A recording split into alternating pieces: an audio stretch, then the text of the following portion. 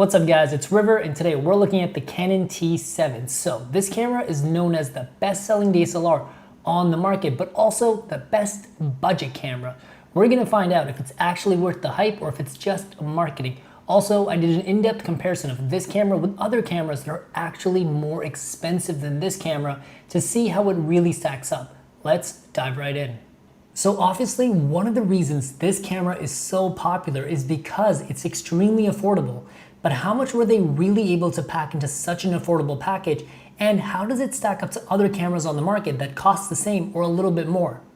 So right off the bat, this camera has a 24 megapixel Canon APS-C size sensor, which is actually the exact same sensor as the Canon 80D. So I'm happy to report that in a studio setting, you will get the exact same image in this camera as that $1,300 camera, but this camera has a slightly lower end image processor, which I don't think you'll notice unless you're doing professional level work or doing extreme low light work. However, there's more to the story than just the sensor. So as for photos, this camera does 3 frames per second in continuous autofocus, and the autofocus in this camera is super solid. So whether you're doing portraits, landscapes, kids, family vacation, whatever have you, you're going to get super solid photos out of this camera unless you're doing something with high action like sports or dance. This camera isn't quite fast enough and you will end up missing your shots. But if you're a casual shooter or a hobbyist, you will be very happy. If you do need to shoot a lot of action, I totally have you covered. I have a solution for you at the end of this video.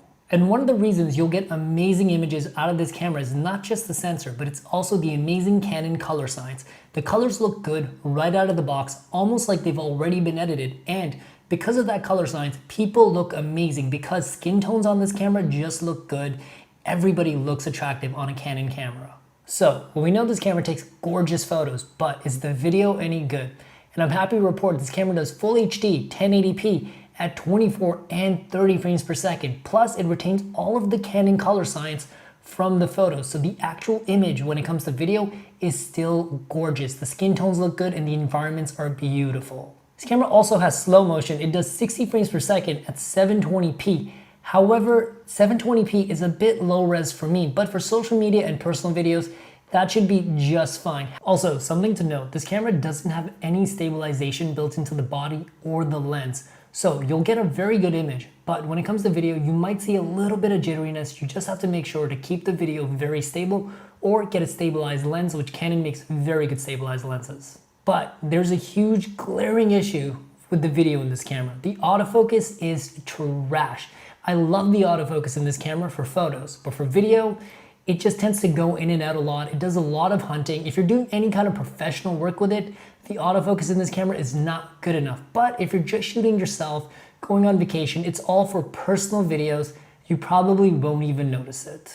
And the video autofocus in this camera does not make this a bad camera at all. That's one of the factors that makes this camera so incredibly affordable.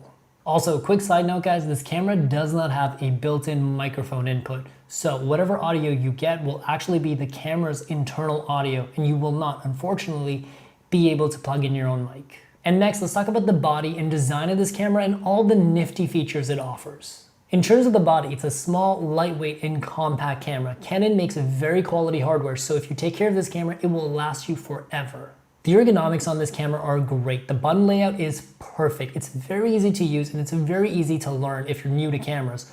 Also, it fits perfectly in my hand, but it still has a nice deep grip despite being a smaller camera. Design-wise, this camera has everything I could possibly want in an entry-level DSLR, including an onboard flash, which is really helpful for low light situations. The only thing that this camera lacks that I really wish it had is a flip screen that comes out to the side. That way I could see myself and it would be easier to shoot low angle and high angle photos and videos. But personally, at this very affordable price point, I'm really not that upset about it. And one thing that I was really happy to see on a camera like this is actually NFC and Wi-Fi. You can actually connect this camera straight to your phone, take your photos straight from the camera to your phone, edit them on your phone, Instagram, what have you, and share them on social media or share them with family and friends. That's a really nifty feature to have on a camera like this. And lastly, that brings us to the most exciting part of this video, a camera comparison to see how this camera really stacks up to its competition, and is this camera worth the hype? Who should buy this camera and should you buy this camera?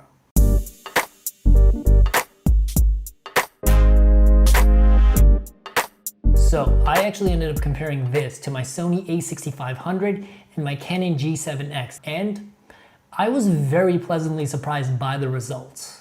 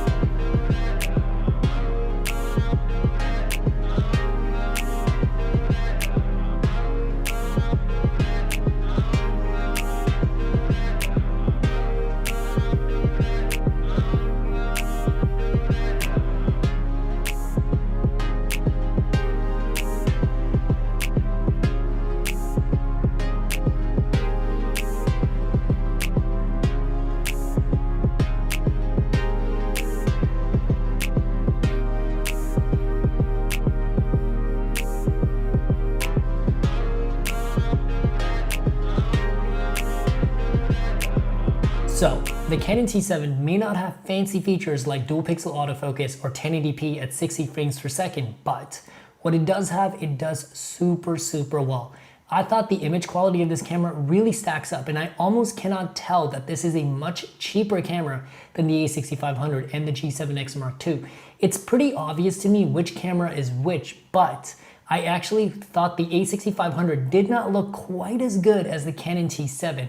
I really like the color science that comes out of the Canon camera, and I'm happy to report that at this affordable price, you still get that gorgeous Canon image just without all the bells and whistles. And if you're someone that's just using this as a hobby, or it's just your personal camera, you probably don't need all those bells and whistles or those professional features. But if you're gonna be using this for professional work, here are a few cameras that I'd recommend over the Canon T7 to make up for the features that this camera lacks without going that much over the cost of this Canon T7. So the two cameras that I'd recommend over the Canon T7 if you're doing professional work and you need all those bells and whistles are two other Canon cameras, the Canon SL3 and the Canon T7i. Both of these cameras are only about $200 to $250 more, and they have features like 4K video, 1080p at 60 frames per second for slow motion video, and they also have Canon's dual pixel autofocus, which is phenomenal autofocus specifically for video. It is almost like set it and forget it, and is a very accurate autofocusing system.